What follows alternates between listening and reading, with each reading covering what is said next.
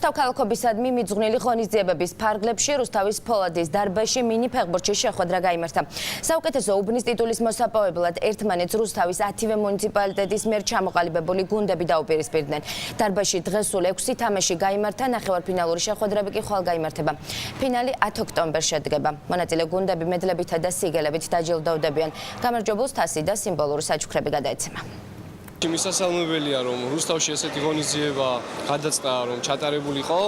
კარგია და მივესალმებით ახალგაზრდები ამ სიახლეს.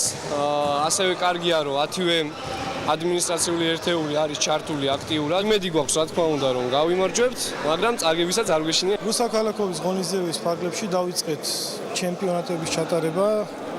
დღეს ტარდება ფეხბურთში, არიან წარმოდგენილი მუნიციპალიტეტის გუნდები. ხვალეც დღეს იქნება ნაწილი თამაშების, ხვალე გაგრძელდება ფეხბურთში, რომ გამოვლინდეს ფინალისტი, ხოლო დანარჩენ დღეებში ჩავატარებთ სხვადასხვა სპორტულ ღონისძიებებს.